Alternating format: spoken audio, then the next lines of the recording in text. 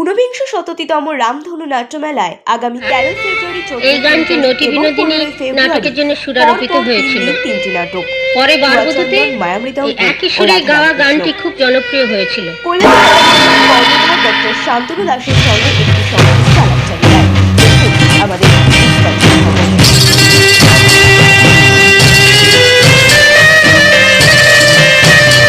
নমস্কার।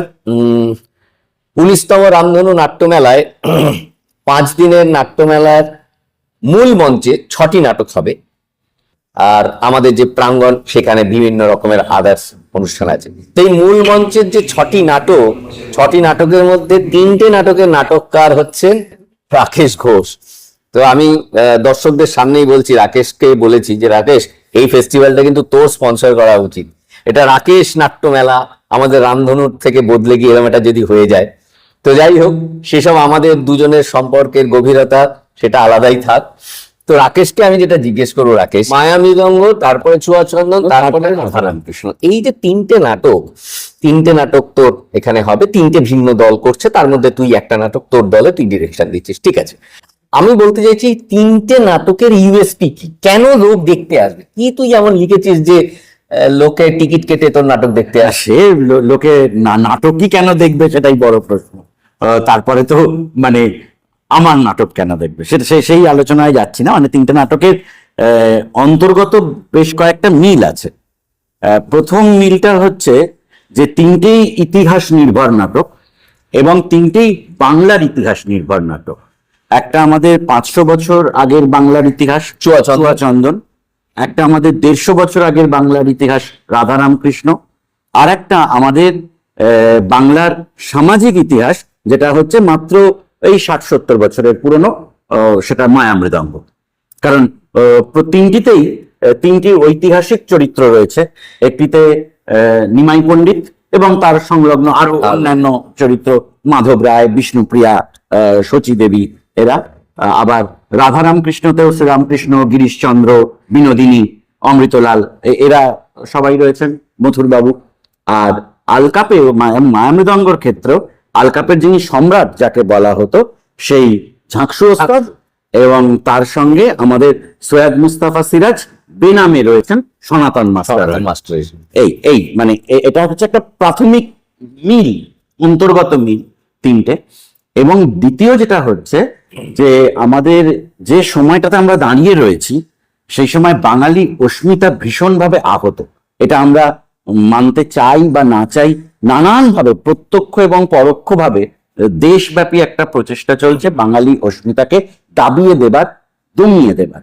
সেই সময় এই শুধুই বাংলার ইতিহাস নির্ভর এরকম আমাদের গৌরবোজ্জ্বল 3টে ইতিহাস, সেটা আমরা যদি দেখি চৈতন্য সমকালীন যেটা ছিল, যেভাবে ধর্মীয় সংকীর্ণতাকে উত্তীর্ণ করে চুয়া এবং চন্দনের বিয়ে দেন চৈতন্যদেব, যদিও সেটা শরদিন্দু বন্দ্যোপাধ্যায়ের কল্পনা, কিন্তু শরদিন্দু বন্দ্যোপাধ্যায় সেখানে বলছেন যে এরকম ধরনের ঘটনা ঘটে থাকতেই পারে, কারণ চৈতন্যদেবের জীবনে এরকম বহু ঘটনা ঘটেছিল, বিশেষত নিমাই পণ্ডিত থাকাকালীন।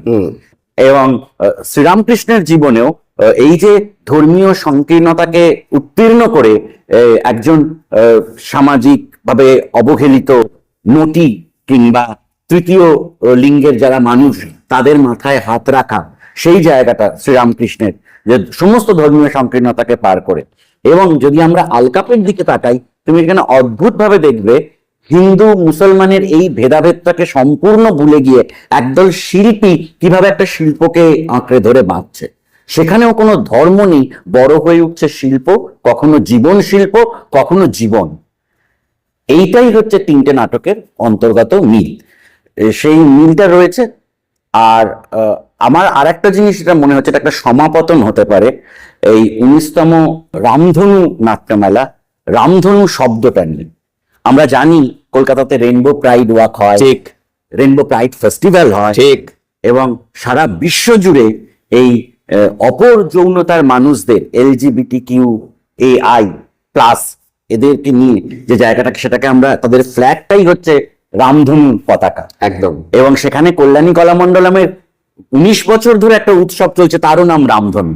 অর্থাৎ যেখানে সমস্ত রং এক জায়গাতে হবে, সেই এইটা আমার মনে হচ্ছে সব থেকে বড় সমাপতন এবং সব থেকে বড় অন্তর্গত মিল, যেখানে কোনো ধর্মীয় বিভাজন নেই, সামাজিক বিভাজন নেই, অন্য কোনো রকম কোনো বিভাজন নেই, সব রঙের জন্য অবারিত দ্বার।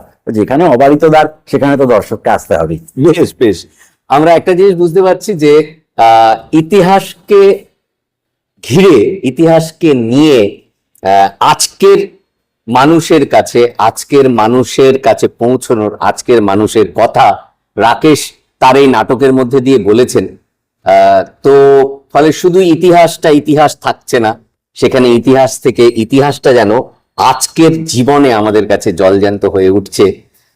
এটাই আমরা এই 3 দিনে পাবো, মানে 5 দিনের তিনটে নাটকে অবশ্যই তার সঙ্গে মেঘে ঢাকা ঘটক আছে, সেটা ইতিহাস ধর্ম, ইতিহাস ধর্মী, ইতিহাস ধর্মী।